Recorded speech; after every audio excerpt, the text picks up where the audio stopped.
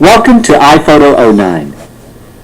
If you've never launched iPhoto before, the first step is to import your photos.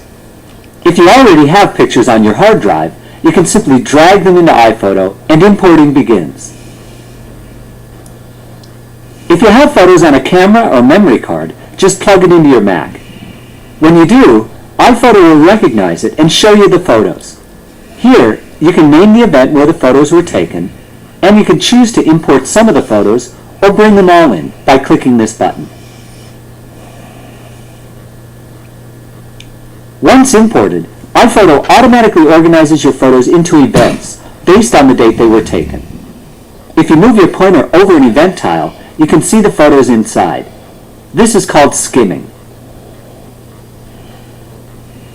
To see all of the photos inside an event, just double-click it, and iPhoto will show you all of the pictures taken at that event. Most of us take pictures of friends and family.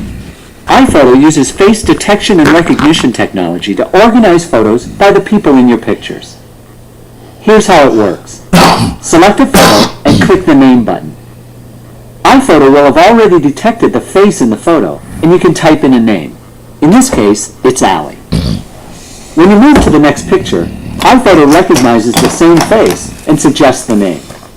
Just click to confirm the name. You can add another name the same way. Just click and enter the name. In this case, Allie's mom, Claire. After you enter names on one or two photos, click Done. Then, click here to switch to Faces view. iPhoto will display a snapshot for each person that you've named.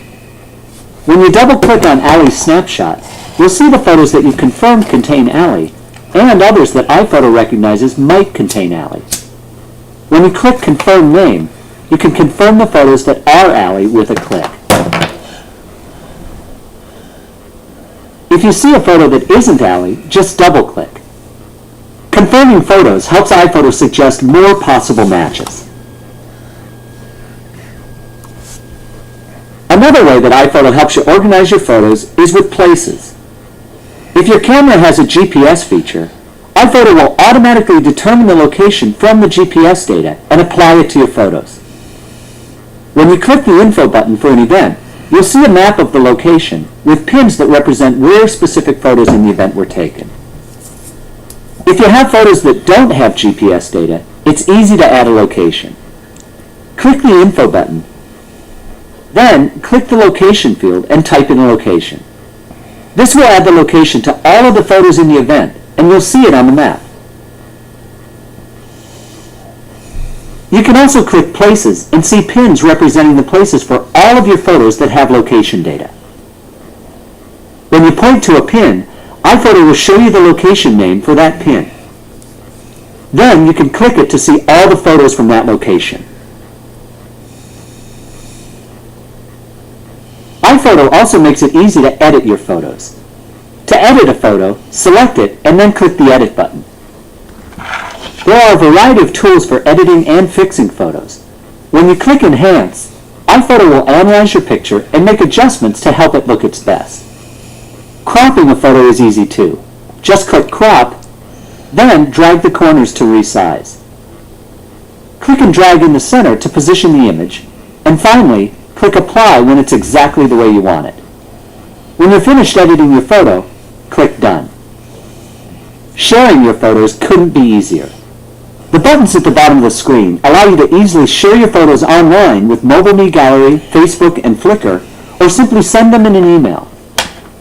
And just as easily, you can create books, calendars, and cards. Or click the Slideshow button, choose a theme, and then sit back and enjoy your photos.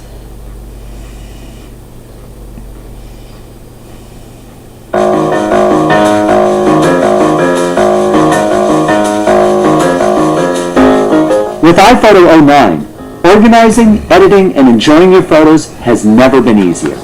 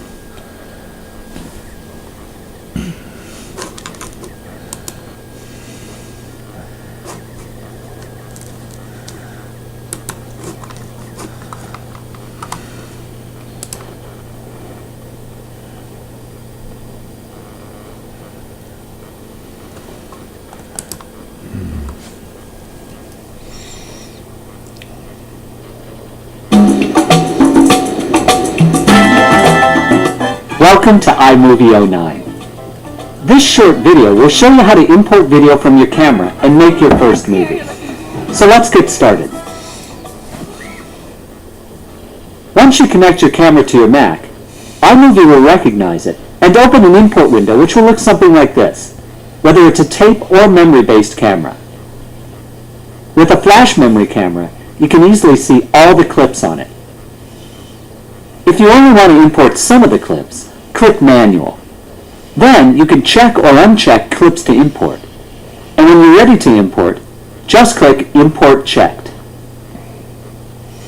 Now, iMovie will ask you to name the event where this video was taken, like a birthday party, or in this case, our trip to San Diego. One last click of the import button and the video is on its way from the camera into your Mac.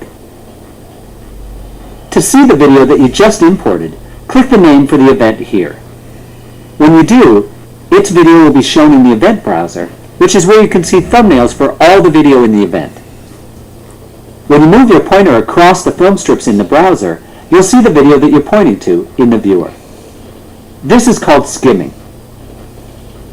If you see some video that you want to play, just tap the spacebar and iMovie will play it in the viewer. When you're ready, the next thing to do is to begin to edit your very own movie. To do that, skim video in the event browser until you find a section that you want to use. Then just click, and iMovie will automatically select a 4-second piece of the video. We'll make this the first clip in our movie by dragging and dropping it to the project window at the top left of the screen. The project window is where you create your movie by simply dragging in different pieces of video from the event browser. To use more or less than 4 seconds of video, just click and drag to select the portion that you want. Once you have a few clips in your project, you can change the order by simply dragging them around. Or to remove a clip, just select it and hit the Delete key on your keyboard. In the media browser, you can find your music, your photos from iPhoto, titles for your movie, and transitions. To add music to your movie, just find the song you want to use. You can even search for a song title to make it easy to find what you're looking for. When you find it, just drag it to the project window and drop it on the gray area. The music shows up as a green background behind the clips in the project window. The final step is to give your movie that Hollywood fit and finish by adding a theme. To do that, choose File, Project Properties. Then, in the sheet that appears, choose a theme. When you move your pointer over the theme tiles, you can see a preview of what each theme will look like. To automatically add transitions and titles to your movie, just check this box. Click OK to apply the theme to your movie. In the project window, you'll see that iMovie added titles and transitions to your movie. To change the title from the default text to your own, just select it in the project window. Then, in the viewer, double-click on the title and type in your own. Now it's time to check out your work. To see and hear your movie in full screen, just click the Play Full Screen button and enjoy the show. Either way, want to go. We're learning lessons.